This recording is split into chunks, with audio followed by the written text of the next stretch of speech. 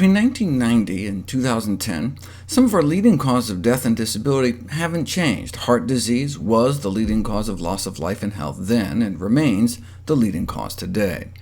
Some things got better, like HIV/AIDS, but others got worse, like chronic kidney disease, a doubling in the tens of thousands of deaths and the hundreds of thousands whose kidneys fail completely, requiring kidney transplants or lifelong dialysis.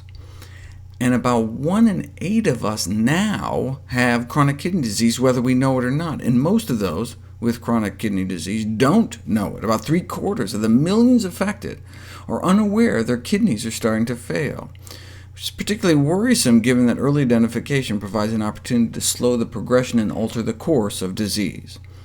So what can we do about it? The Western-style diet is a major risk factor for impaired kidney function and chronic kidney disease, also known as the meat-sweet diet or standard American diet, causing an impairment of kidney blood flow, inflammation, and subsequent leakage of protein in the urine, and a rapid decrease in kidney function. Table sugar and high-fructose corn syrup is associated with increased blood pressure and uric acid levels that can both damage the kidney, and saturated fat, trans fat, and cholesterol found in animal fat and junk food negatively impact kidney function as well. The consumption of animal fat can actually alter the structure of the kidney, and the animal protein can deliver an acid load to the kidneys, increase ammonia production, and damage the sensitive kidney cells. That's why restricting protein intake is recommended for preventing kidney function decline, though it may be animal protein in particular, not just protein in general, so the source of the protein, plant versus animal, may be more important than the amount regarding adverse health consequences. Animal protein intake has a profound effect on normal human kidney function, inducing what's called hyperfiltration, increasing the workload of the kidney. This may help explain why our kidneys fail so often. Unlimited intake of protein-rich foods, now generally regarded as normal, may be responsible for dramatic differences in kidney function between modern human beings and their remote predecessors, who hunted and scavenged for meat here and there. Sustained, rather than intermittent excesses of protein, requires us to call on our kidney reserves continuously, causing a kind of unrelenting stress on our kidneys that can predispose even healthy people to progressive kidney scarring and deterioration of kidney function. It's like always revving our engine into the red.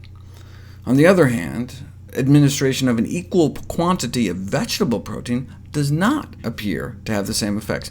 Eating meat, for example, increases the workload on the kidneys within hours of consumption, but apparently taking care of plant protein appears to be a cinch.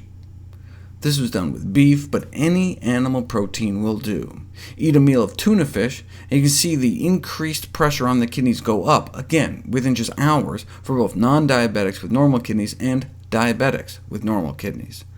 If instead of having a tuna salad sandwich, you had a tofu salad sandwich with the same amount of protein, no effect. And same thing happens with eggs and dairy protein, both in people with normal and diseased kidneys. Short-term studies have indicated that substituting plant proteins like soy for animal protein is associated with less hyperfiltration and protein leakage, therefore slowing deterioration of kidney function.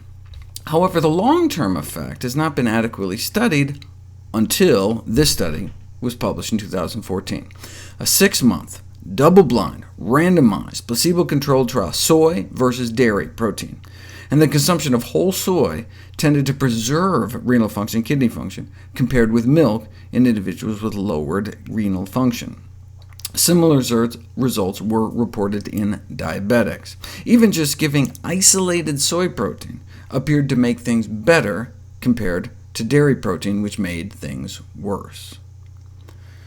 Once one's kidneys have deteriorated to the point where they're actively losing protein in the urine, a plant-based diet may help turn it off and on like a light switch. Here's protein leakage on a standard low-sodium diet, switched to a supplemented vegan diet: low sodium, vegan, low sodium, vegan.